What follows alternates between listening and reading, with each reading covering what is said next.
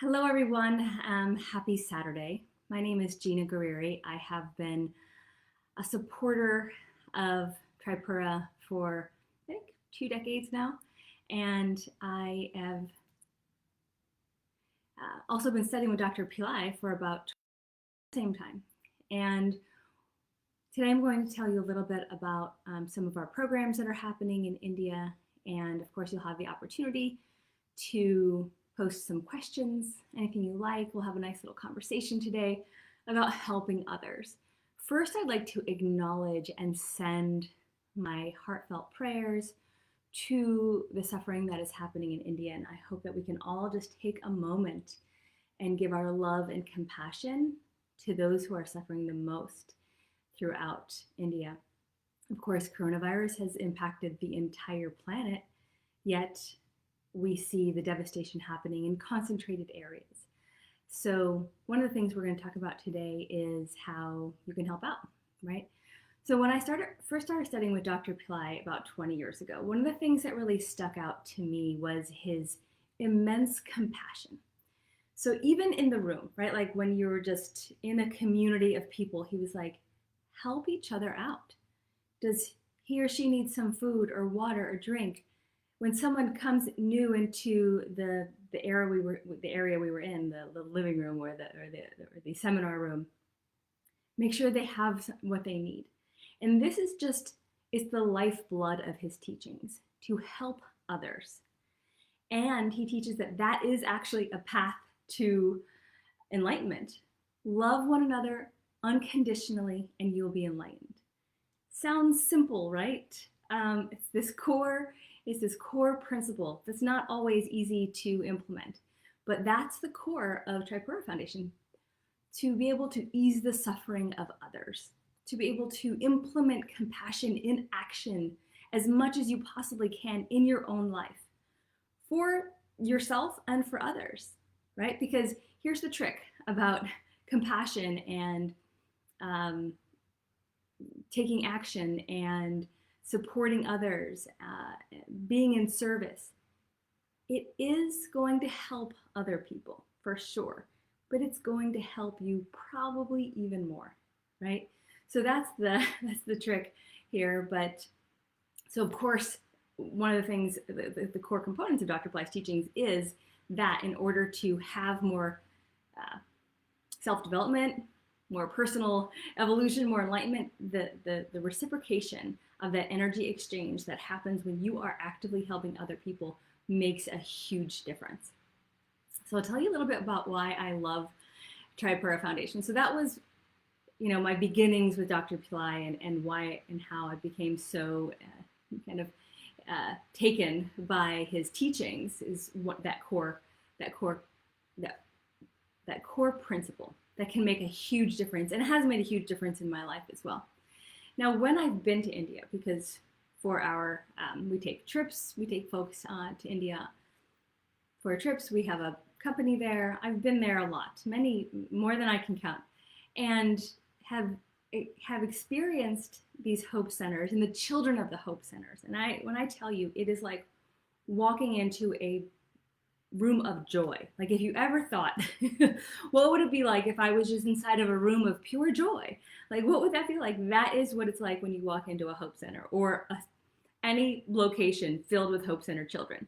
They are pure, unabashed joy and happiness.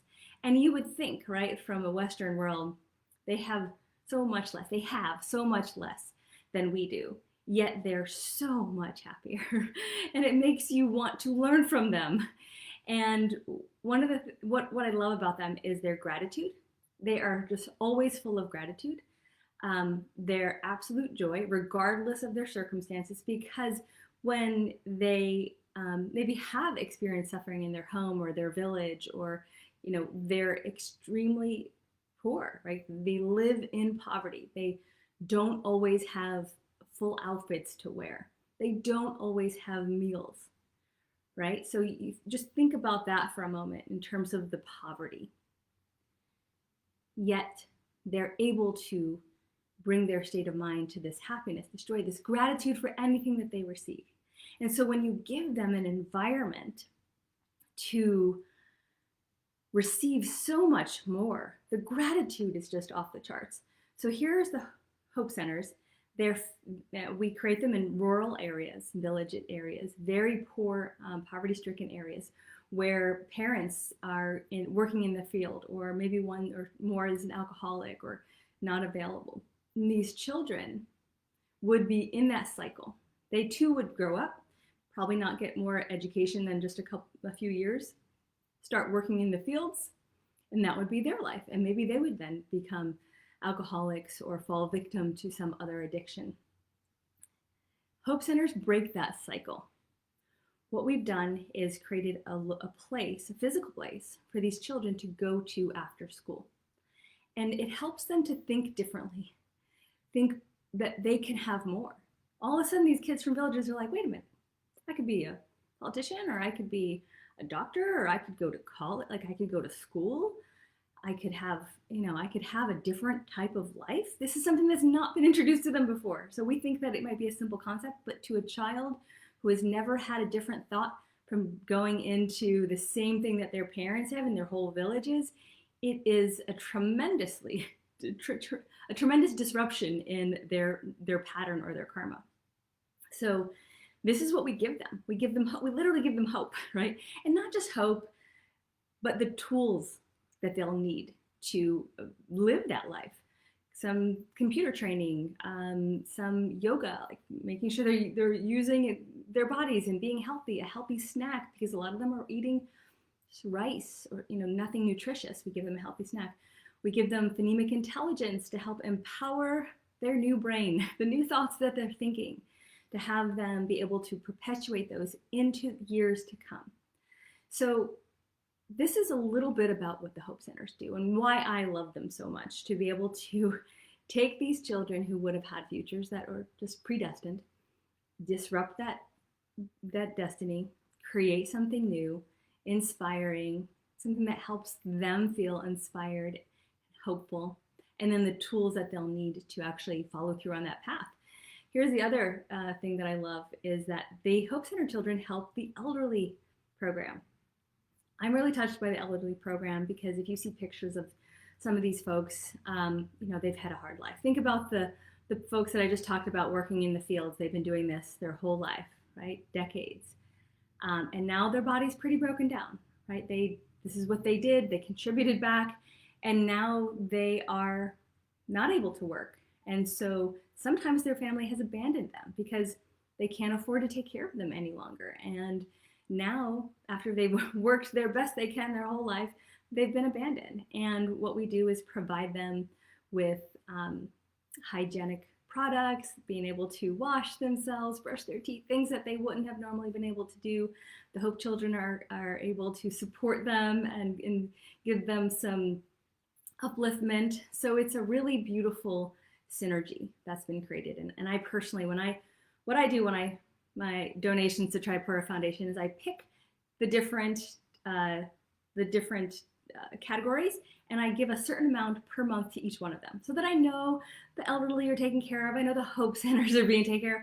I know the meals on the not meals on the meals program is helping people receive food. So that's what I personally like to do, because I like to check in and see how these folks are doing. Read the Tripura newsletters. If you can't make a donation, one of the things you can absolutely do is support Tripura Foundation online. So go to Facebook, which you're on now, Instagram, join the newsletter, share content, like content, create engagement. That all helps the organization create more reach.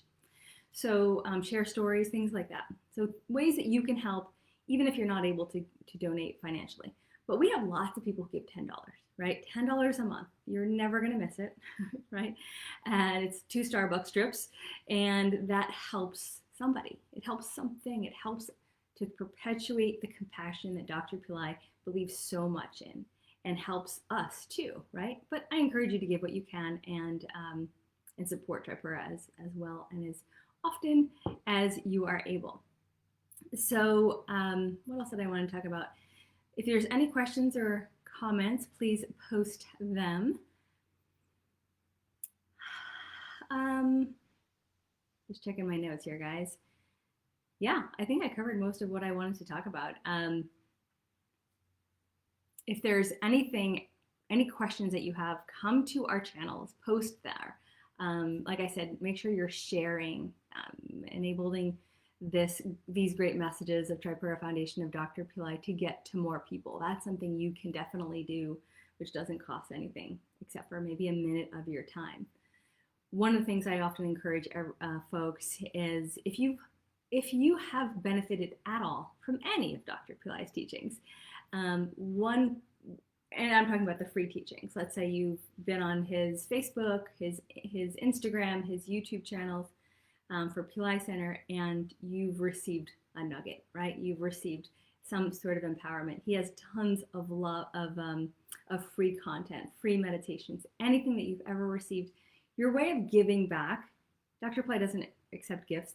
Your way of giving back is through his charitable organization, because it is so close to his heart that he's created this in order for us to help others and help ourselves. It's our actual path of enlightenment. It's our path of growth to be able to contribute. So he's given us an opportunity to do that for ourselves. And like I said in the beginning, of course, that helps other people as well.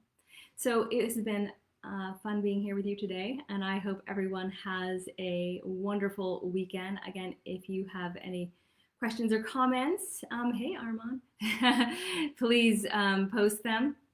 We're just about wrapping up, and I think that's all. So thanks so much, folks, for being here, and we'll talk to you soon. Namaste.